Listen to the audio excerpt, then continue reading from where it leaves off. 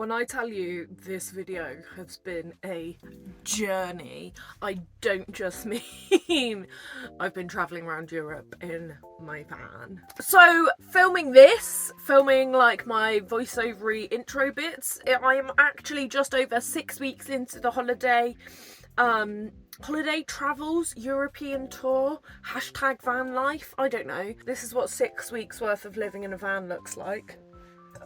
Hey there poetry pals, welcome back to another video. This week I am visiting two of Portugal's most famous bookshops and deciding which is my favourite.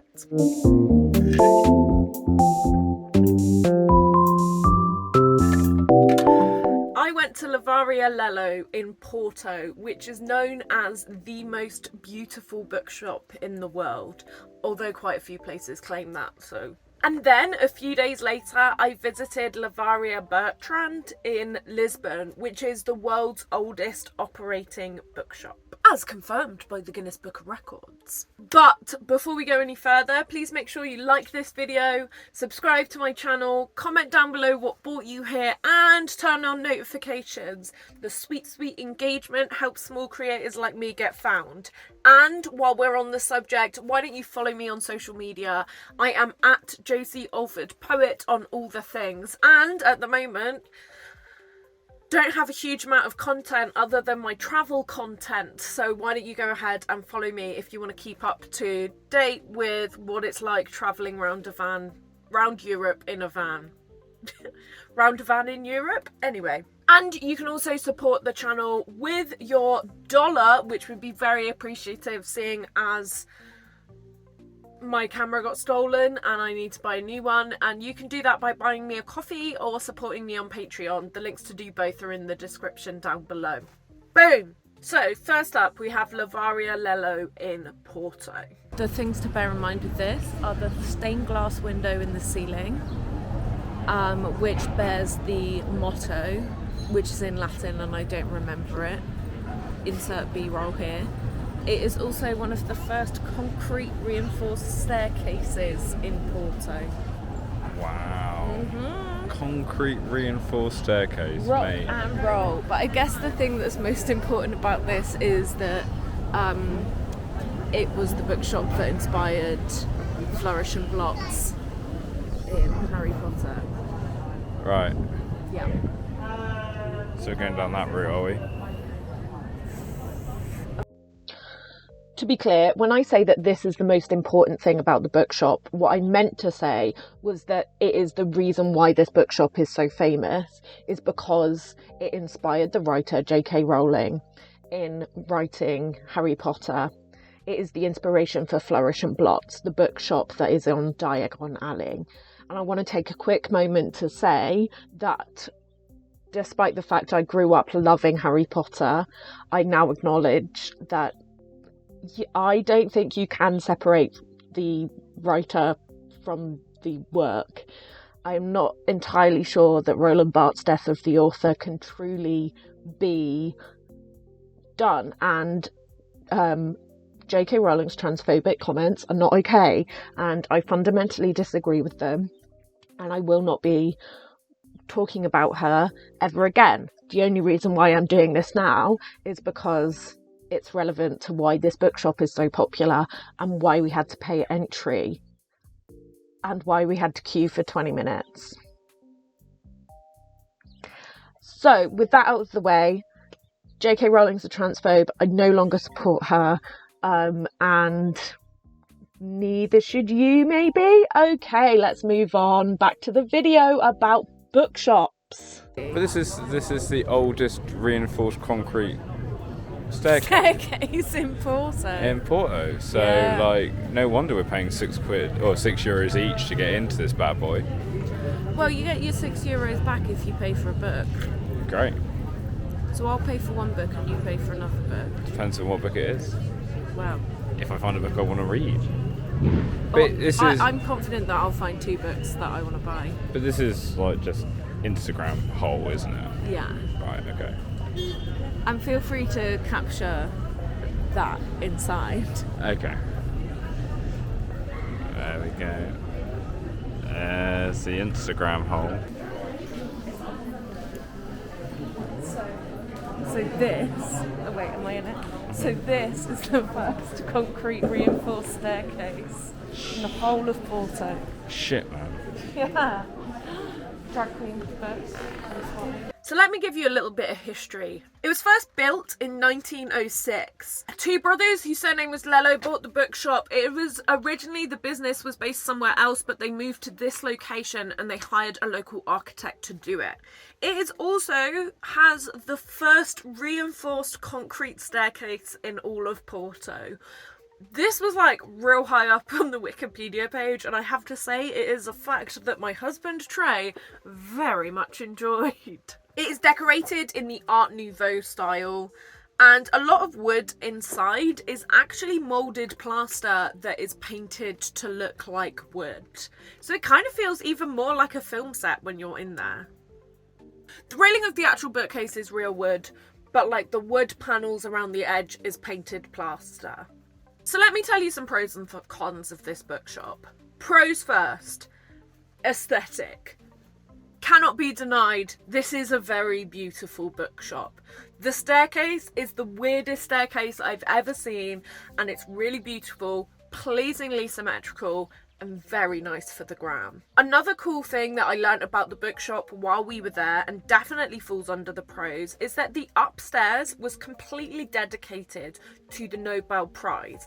There was this section at the back dedicated to Saramago. I'm probably pronouncing that wrong, but Saramago is the only writer in the Portuguese language to have won a Nobel Prize for literature. So, upstairs was, at the back they had an entire section about Joseph Saramago, but they also had like a should have, could have thing of the Nobel Prize, and sort of looks very critically at the Nobel Prize for literature, and actually looks at all of these writers who could have and should have won but didn't. And it also looked at, like, you know, race and gender and how that intersects with it. Very interesting. Super cool that the bookshop is using its fame to shed light on quite an interesting issue. The other thing I learned about it, which they were giving out at the door, was how they dealt with the pandemic.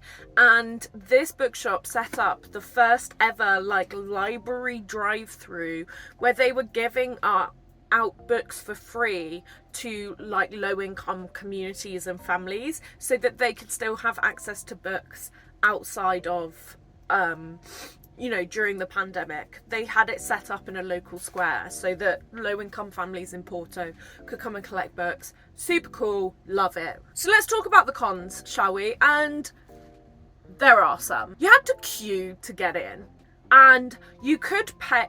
Right, no, first of all, you had to pay to get in.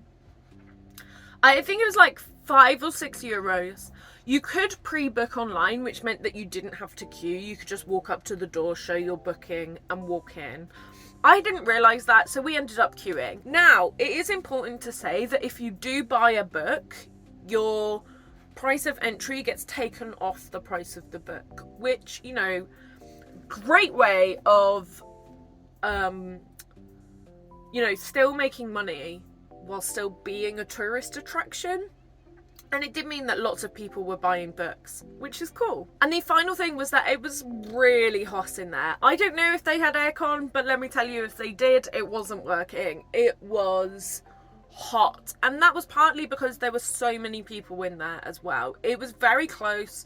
Whilst, as I said, very aesthetically pleasing, really good for taking photos for Instagram, but let me tell you, that's why everyone else is there, and it was hard to get photos or footage that wasn't just full of people. Right, can you take one more photo of me right in front of the stairs? It's going to be awkward, but we're going to own our space and do it. So yeah, I did actually buy a book. In fact, we had to buy two, but we didn't have to buy 2 books, but we bought 2 books. One for Trey's entry to come off and one for my entry to come off.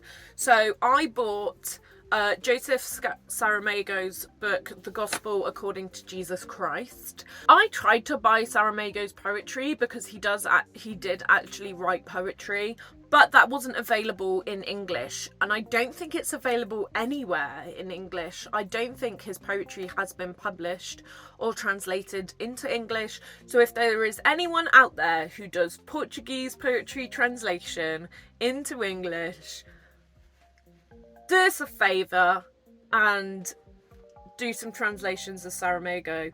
But make sure you get in touch with a publisher and publish it. That'd be amazing. I'd buy it. Thank you. Is there a Kickstarter? Let me give you my money. So a few days later, we were in Lisbon and we went to Livraria Bertrand. We're about to go into the oldest still operating bookshop in Portugal. And so I've been to this bookshop before when I came to Lisbon in 2018, and I thought it was beautiful and I really loved it. And they give you a stamp that says this book was bought from the oldest bookshop, and I really enjoyed it. But when I told everyone, oh, I've been to this famous bookshop in Lisbon, everyone thinks that I'm talking about the Porto one, and I'm not. What did you think of the Porto one? You don't have to be in. Okay. I thought it was overpriced. However, the construction of that staircase was on point. So that's that. Just to clarify, this is the oldest bookshop in the world. Oldest operating bookshop in the world. There was one originally that was older in Italy, but that burnt down. So this is the oldest operating bookshop in the world. Was that from your walking tour? Did you learn that? No, I just learned it. You learned it from your walking tour yesterday. Okay, so shall we go in? Of course. This was established as a business in 1732. That is 1732. In 1732, it was established in a slightly different location. But after the 1755 earthquake, the business was moved to the outskirts of Lisbon. Seriously, the history of Lisbon as a city, fascinating. The earthquake and the tsunami and the flood and the fire and the looting, really interesting. Go check it out. Or go to Lisbon, do a walking tour and learn all about it then. So it moved to a neighbourhood on the outskirts of Lisbon for almost 20 years. But then in 1773, it moved to its current location in Rua de Garret in 1773 and has been there and operating ever since. In 2010, it won the Guinness World Record for the oldest booksellers in continuous activity. In 2023, it will have been in that location operating for 250 years. So, let's talk about the pros and cons of this bookshop. Pros. This one doesn't have a queue to get in, and you don't have to pay to get in. It has a way bigger selection of books.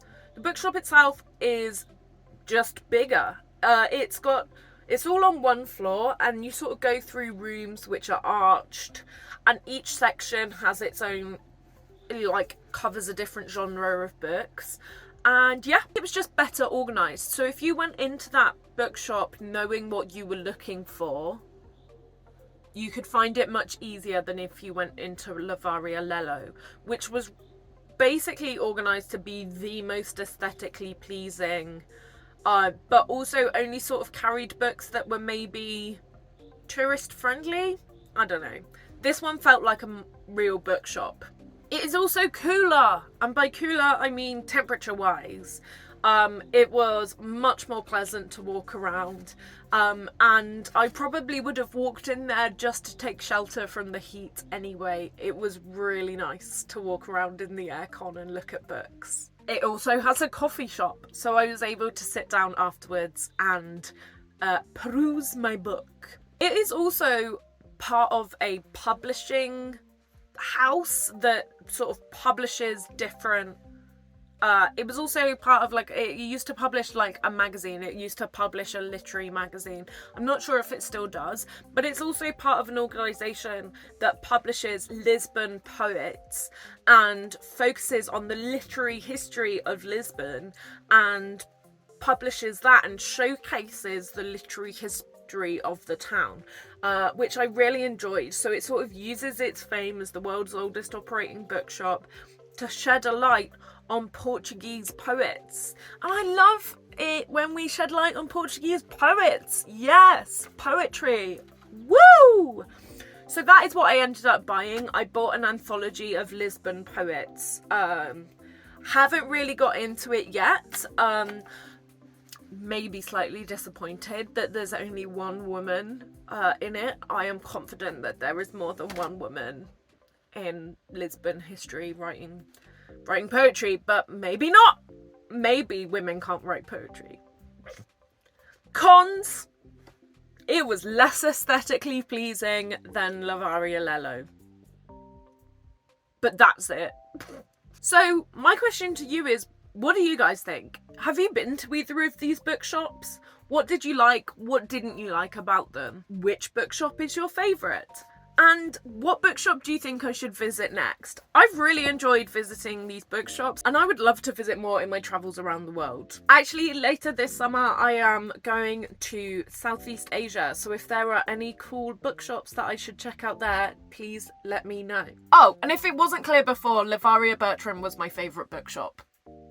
For sure. So that's it for this week's video. Thanks so much for watching. If you liked it, please give it a like and comment down below telling me what your favourite bookshop is. Please subscribe to my channel. I make videos about all things poetry and book nerdery.